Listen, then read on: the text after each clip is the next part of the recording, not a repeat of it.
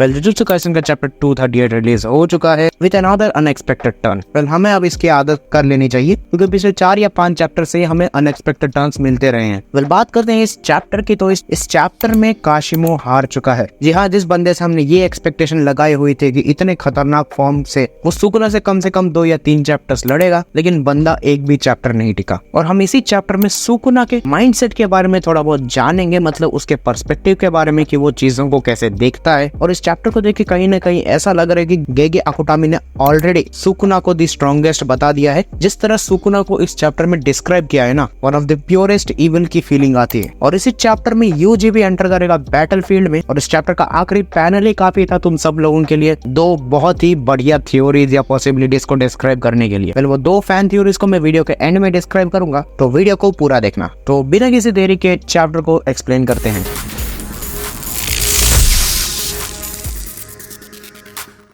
तो पिछले चैप्टर में हमने ये देखा था कि हकारी ओराओ में से लड़ रहा था और काशिमो और सुकुना के बीच में बैटल चालू हो चुकी थी, जहां पर दोनों ही अपने पीक फॉर्म को अचीव कर चुके थे और सुकुना के पास अपना ओल्ड हेयन एरा वाला वेपन भी वापस आ चुका था। अब आगे चैप्टर 238 शुरू होता है और काशिमो ने अपनी एक और आंख खोल के एक्सरे विजन से सुकुना के ट्रू फॉर्म को एनालाइज किया। और उसे एनालाइज करते ही वो बहुत ज्यादा शॉक्ड था क्योंकि सुकुना का ट्रू फॉर्म ट्रूली इमैक्युलेट था। हमें आगे सुकुना के ट्रू फॉर्म के बारे में कुछ और चीजें बताई जाती हैं कि अब सुकुना के 4 हाथे हैं और कई सारे मुंह भी हैं। तो इसका बेनिफिट सुकुना को ये हो सकता है कि वो 2 हाथों से हैंड टू हैंड कॉम्बैट कर सकता है या फिर कोई कर्ज एनर्जी यूज कर सकता है, लेकिन एट द सेम टाइम वो अपने बचे हुए 2 हाथों से हैंड साइज परफॉर्म कर सकता है, जिससे वो अपनी कर्ज टेक्निक के आउटपुट बढ़ा सकता है। और एट द सेम टाइम वो अपने मुंह से भी चैंटिंग कर सकता है, जो कि इंटर्न और भी कर्ज टेक्निक के आउटपुट को बढ़ाती है। मतलब इमेजिन करो तुम किसी ऐसे बंदे से लड़ रहे हो जो हैंड टू हैंड कॉम्बैट में तुम्हें पीट तो रहा है, लेकिन एट द सेम टाइम वो अपने कर्ज टेक्निक के आउटपुट को 2 गुना बढ़ाए जा रहा है।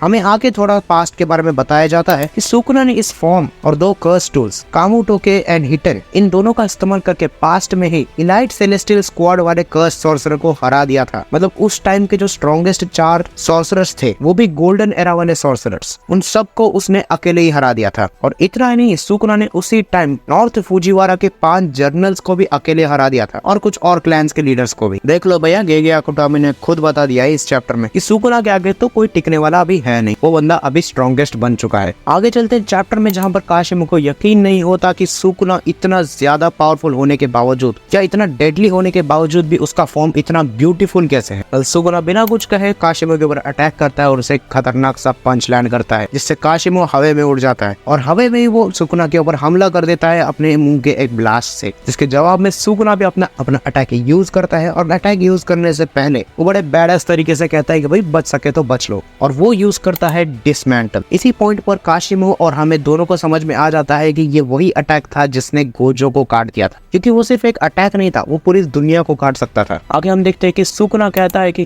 किसी लड़की ने उसे अप्रोच किया था और कहा था उसे प्यार के बारे में कुछ नहीं पता क्योंकि वो फाइट करते हुए लोनलीनेस में जीता है। वो कहता है कि उसे समझ में आ गया था कि वो कहना क्या चाहती थी, लेकिन उसे फिर भी ये बात खटक रही थी कि उसे किसी ने ऐसे कैसे बोल दिया कि उसे प्यार के बारे में कुछ भी नहीं पता। वो आगे कहता है कि शायद उसने गलत आदमी से बात कर ली थी, तुम या फिर गोजो सातरो उसके लिए एक बढ़िया चॉइस साबित होते। आगे सुकुना काशिमो से कहता है कि तुम जिस आंसर को ढूंढ रहे हो तुम उसे खुद समझ नहीं पा रहे हो, जिस पे काशिमो को कुछ समझ में नहीं आता। फिर सुकुना काशिमो को कहता है कि तुम स्ट्रॉन्ग थे और उसके ऊपर खतरनाक से अटैक्स लॉन्च करना शुरू कर देता है। सुकुना काशिमो को काफी ज्यादा पीटता है और एक पॉइंट पे काशिमो देखता है कि उसके ऊपर इस मेडल की पूरी सीरीज उसके ऊपर लॉन्च हो चुकी है और शायद मोस्ट प्रोबेबली काशिमो यहाँ पर मर चुका है। फिर नेक्स्ट पैनल में हम देखते हैं काशिमो जो कि अपने हेयन एरा वाले फॉर्म में था। सुकुना उससे कहता है मुझे पता है कि काफी सारे वॉरियर्स तुम्हें चैलेंज करने आ रहे थे क्योंकि वो जानते थे कि तुम काफी ज्यादा स्ट्रॉन्ग थे और वो ये प्रूव करना चाहते थे कि वो कितने स्ट्रॉन्ग बंदे से लड़के शहीद हुए थे। तुमने उनके चैलेंज का जवाब दिया और उन्हें मार दिया। मुझे अब भी याद है कि तुमने मुझे ये पूछा था कि